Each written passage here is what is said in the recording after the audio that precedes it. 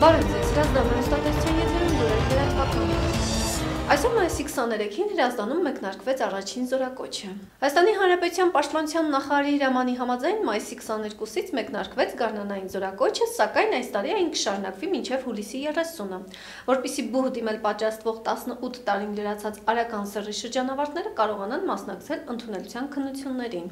Հրազդանի տարածաշրջանից այսօր մայիսի 23-ին հայոց ազգային բանակ զորակոչվեցին 16 զորակոչիկ։ Տղաները նախ անցան հերթական բուժ զննումը, որի ընթացքին հետևում էր Հրազդանի զինվորական կոմիսար գնդապետ Արամ Պետրոսյանը, այդ ամբողջ ընթացքում առանձին զրույցներ տանելով յուրաքանչյուր զորակոչիկի հետ, տալով հրամանատարական եւ ծնողական խրատներ։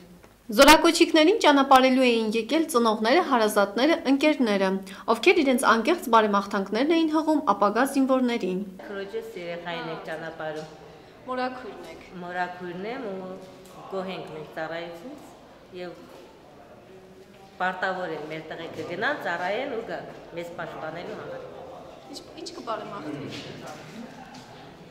Բարեմաղթում ենք բոլորն են առողջ գնան, առողջ գան,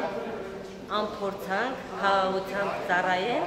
եւ վերադառնան իրենց ծնողներին, չոր աչքով դիմավորեն։ Եղբորս տղոն, եղբորս այո։ Առաջին անգամ եք ճանապարհ։ Ճիշտ ասած այո, առաջին անգամ եւ շատ անսովոր է։ Ուզված եք։ Մի քիչ։ Զորակոչիկը ես եմ։ Ոնց է տրամարություն։ Նորմալ։ Սովորական, դա իմ համար սովորական բան է։ Ծառայելու ցանկություն ունեք։ Այո։ Մաղթում ենք, որ գնան, նորմալ ծառայեն, նորմալ վերադառնան։ Конечно, мы ждали этого дня. Ждали, ну и дождались. Конечно, будем ждать, будем надеяться, что все будет хорошо.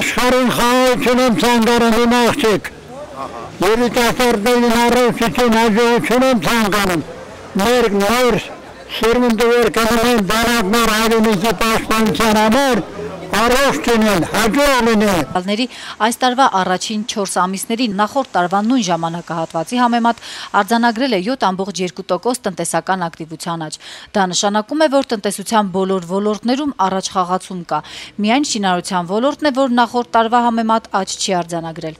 Տնտեսական մեկնաբան Արմեն Աքչատինյանը ազգային վիճակագրական ծառայության ներկայացրած որոշ տվյալների հետ համաձայն չէ։ Ես կարծում եմ, որ սա ինչ-որ ուռճացված ցուցանիշ է։ Ամենայն դեպս երբ որ նայում ենք դուրս են գալի քաղաք, նայում ենք այս իրավիճակը եւ ներկայացրած թվերը, ես կարծում եմ, որ մի փոքր ուռճացված այս ցուցանիշը։ Նկարել են, բայց մի քիչ են նկարել, այսպես ասենք։ Ես որ նայում եմ իրենց այս սենց ասենք նկարել է, չակերտավորել է, նկարել պայմանավորված է իրենք աճի միտում հաղորդելն է։ Տնտեսագետը վկայակոչում է պետական եկամուտների կոմիտեի հրապարակած տվյալները, որոնք հակասում են վիճակագիրների հրապարակմանը։ Եթե վիճակագիրները արձանագրում են, որ այս տարվա առաջին 4 ամիսներին առևտրի շրջանառությունն ավելացել է 0.9%-ով, ապա կոմիտեն արձանագրել է, որ նույն ժամանակահատվածում նվազել է ավելացված արժեքի հարկի հավաքագրումը։ Կամ վիճակագիրները փաստում են, որ ներմուծումն ավելացել է 8.7%-ով, իսկ կոմիտեն նշում է, որ մաքսատուրքերի հավաքագրումը կրճատվել է։ Խնդիրը այն չի, որ ներկայացնել, թե ինչ լավ է ամեն ինչ։ Մանավանդ որ մեր երկրում հայտնի որ շատ բաներ լուծված չեն, հակառակ շատ խնդիրներ վատ վիճակում գտնվում, շատ երևույթներ ուղղակի սարսափելի վատ վիճակում են գտնվում։ Ես բարակում եմ իշխանությունների կսազի, հա, մտահոգությունը, հայտնվող մտահոգությունը, մտածելը, ես կամ են խնդիրների մասին եւ ոչ թե ասենք բայց պիոներական այդ զեկույցները, ուռա 7.2% տնտեսական ակտիվություն։ Փոփոխություն կա։ Ոչ մի փոփոխություն։ Պատրաստվում եմ մեկնել։ Ուր եք մեկնում։ Ռուսաստանի Ֆեդերացիա։ Այնտեղ ավելի լավ է։ Շատ լավ է։ Ոչ աշխատանք կա, ոչ գործ կա, ինչ գնումի մասն է խոսքը։ Անցած տարվա համեմատ։ Ինչն է լավացել օրինակ։ Աշխատանք չունեիք նախորդ տարի։ Ունենք, աշխատանք, Աշխատավարձը բացացել է։ Բա ոնց է ձեր կյանքը լավացել, ինչ ա եղել։ Լավ, այլի, հա։ Չէ, սոցիալականը լավացել է։ Կարում եք խնայեք։ Ինչքան գումար եք ստանում, որ կարում եք խնայեք։ 72%։ Այդ դրանով կարում եք համ ապրեք։ Հələ ինչ, բարտուկերին ինչ է։ Դասելը քիչ։ Նույնն է մնացել։ Բաժեն հենցա, որ հնարավոր չի, որ մարդիկ մի քիչ առաջ խաղացին։ Աշխատանքային տեղեր չկա, դե դրա համար։ Տարածաշրջանային լուրեր։ Ահաբեկչական հարձակման պատճառով բազմաթիվ զոհեր են եղել Եմենում։ Եմենում զորահանդեսին նախապատրաստվելու վարժանքներին մասնակցող մի խումբ զինվորականների խմբի մեջ անցած ինքնասպան ահաբեկչի կողմից իրականացված պայթյունի հետևանքով զոհվել է առնվազն 56 մարդ։ Երկրի իշխանությունները երկուշաբթի օրը հայտնել են, որ մայրաքաղաք Սանայում իրականացված հարձակման պատճառով վնասվածքներ է ստացել առնվազն 200 մարդ։ Դեպքի վայրում եղել է նաև երկրի պաշտպանության նախարարը, սակայն վերջինս անզեն է եղել։ Պայթյունի հետևանքով զոհված զինծառայողները պատրաստվում էին Եմենի հյուսիսի եւ հարավի վերամիավորմանը նվիրված զորահանդեսին, հարձակման համար որևէ մեկը դեռևս պատասխանատվություն չի ստանձնել։ Իսկ ահա Սիրիայում չդադարող բախումները տեղափոխվել են Լիբանան։ Լիբանանի պաշտոնատար անձանց համաձայն երկրի մայրաքաղաք Բեյրութում տեղի ունեցած բախումների պատճառով զոհվել է առնվազն 2 մարդ, այսպիսով ավելացնելով մտահոգություններն այն մասին, որ Սիրիայում չդադարող բախումները տեղափոխվել են հարևան երկիր Լիբանան։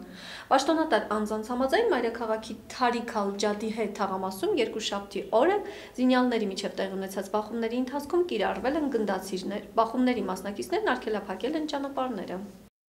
Թուրքական մամուլում տարածվել են լուրեր, թե ՆԱՏՕ-ի գլխավոր քարտուղարի պաշտոնում կարող է լինել ներկայիս Թուրքիայի նախագահ Աբդուլլա Գյուլը։ Նշվում է, թե ՆԱՏՕ-ի ներկայիս գլխավոր քարտուղար Անդերս Ֆոգ Ռասմուսենի լիազորություններն ավարտվում են 2013-ին, սակայն նա ցանկանում է մնալ մինչև 2014-ը։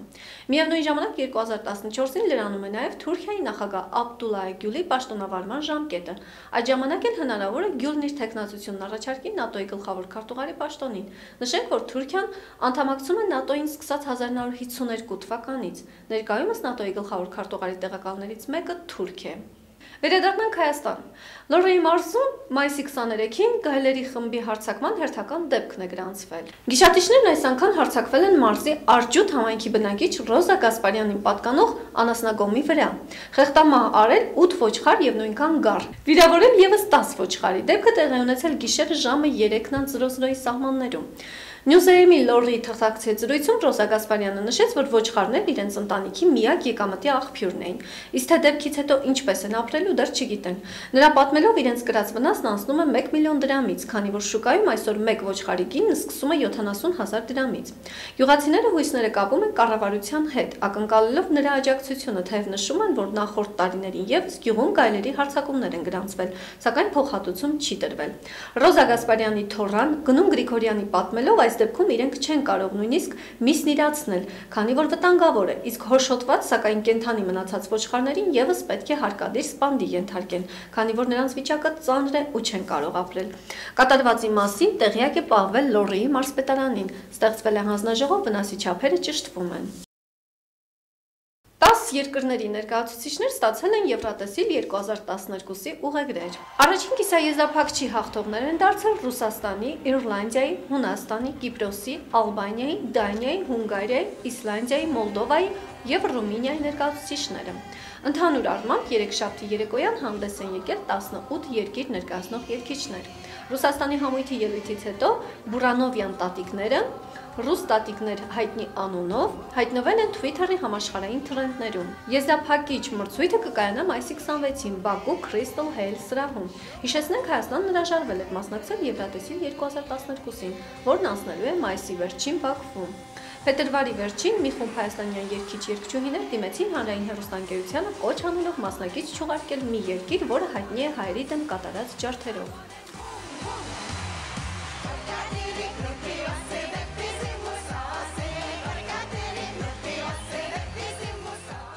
Իսկ վերջում եղանակի մասին։ Մայիսի 24-ին Հրազդանում սպասվում են տեղումներ անձրևի տեսքով։ Ջերմաստիճանը կդիտվի 17-ից 20 աստիճան։ Լուրերի այս թողարկման համար նախապատրաստել ենք այսքան։ Ես ձեզ հրաժեշտ տալիս կհանդիպենք լուրերի հաջորդ թողարկմանը։ Մնացեք խաղաղ։